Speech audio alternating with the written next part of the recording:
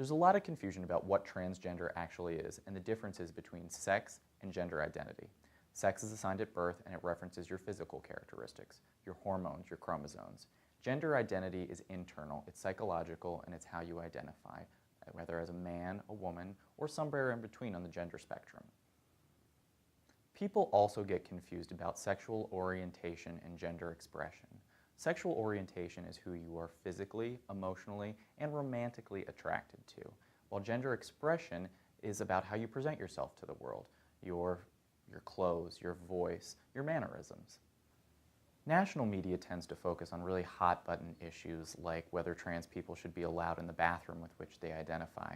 But trans students in Frederick County Public Schools have their own unique experiences, and no one story is the same. Here's some of their opinions about what goes on in schools. As a trans person, or just as an LGBT person, you don't come out once, you come out over and over and over again.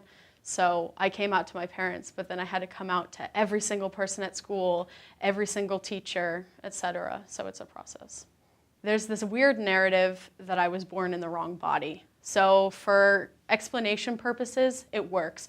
The kind of idea that, oh, when I was born, I was in the wrong body, but now I'm realizing that, oh, I need this other body and then I'll be a good person, and so trans people get surgery, etc. But it's not very accurate. Because there are a lot of people who will start hormones and then stop once they have the desired effects. There are a lot of people who don't want and will never want surgery, and you definitely don't need to have any kind of surgery to transition to a different gender. It's mainly just about how you feel, and I mean, even cisgender people get dysphoria about their bodies. They want them to be more muscular or less fat or anything like that. So it's just the same as anyone else. You don't really need surgery to be comfortable in your own skin. Being trans isn't my entire identity. So when I wake up, I'm not like, I'm trans and I'm eating breakfast. I'm trans and I'm walking down the stairs. I'm a human being. That's a big thing. And it's not going to impact the rest of my life. It is in small ways, like when I'm walking outside, I have to think about my safety, that kind of thing.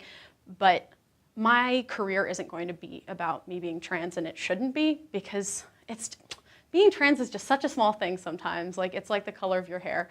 So when people only want to focus on my trans identity, it's kind of like obsessing over the fact someone wears glasses or something. Like, chill, I'm just trans. That's it. It doesn't have to rule every part of my life.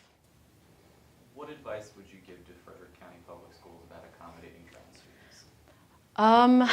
Trans students need more attention. So what's kind of been happening in FCPS is that trans students are dealt with on a case-by-case basis. So if a trans student isn't comfortable going to administration and talking to them, they will not get bathroom accommodations because you have to go case by case.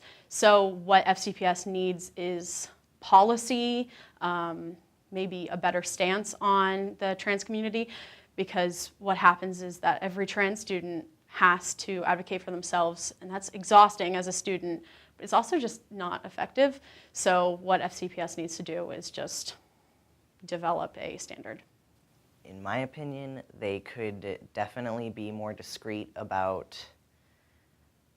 someone's birth name and assigned gender.